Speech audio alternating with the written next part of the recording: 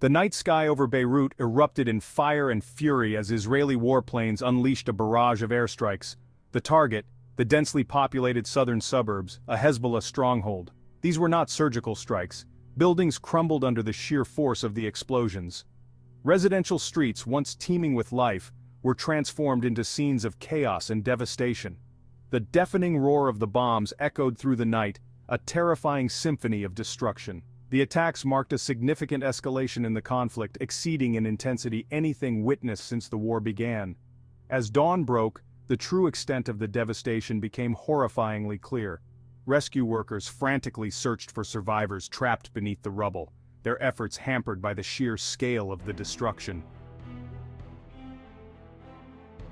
Hezbollah, the Iran-backed militant group and a powerful force in Lebanese politics, vowed swift and decisive retaliation.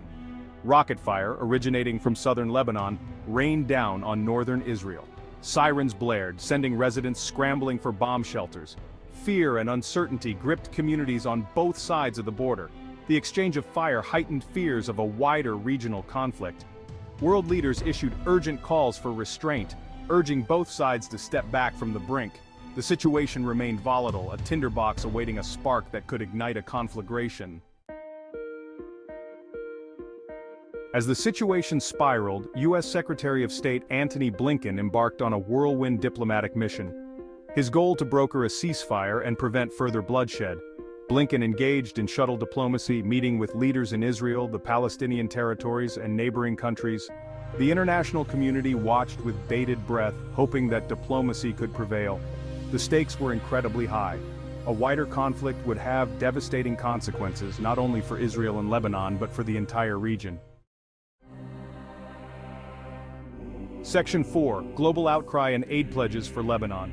The international community responded to the crisis in Lebanon with a mix of condemnation and compassion. The attacks on Beirut drew widespread condemnation, with many world leaders expressing outrage at the civilian casualties and the scale of the destruction. A donor conference convened in Paris saw nations pledge over $1 billion in humanitarian aid for Lebanon. The funds, while desperately needed, could only address the immediate suffering. The long-term cost of rebuilding shattered lives and infrastructure would be immeasurable. Section 5. Gaza, a humanitarian crisis unfolds.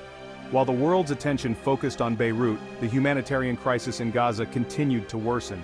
The relentless Israeli bombardment had left the already impoverished strip on the brink of collapse. Hospitals, overwhelmed with casualties, struggled to cope with dwindling supplies. The UN warned of a looming catastrophe, with millions facing shortages of food, water, and essential medicine. The conflict had trapped civilians in a living nightmare, their lives upended by the unrelenting violence. Section 6. The uncertain path to peace and the long shadow of conflict. As the dust settled on the latest round of fighting, the path to peace remained elusive. Ceasefire talks continued, but deep mistrust and long-standing grievances presented formidable obstacles. The cycle of violence, deeply entrenched, seemed destined to repeat itself. The long-term consequences of the conflict were profound. The physical scars of destruction would take years, if not decades, to heal. The psychological wounds etched deep in the collective psyche of a generation would likely linger even longer. The dream of lasting peace, for now, remained a distant hope.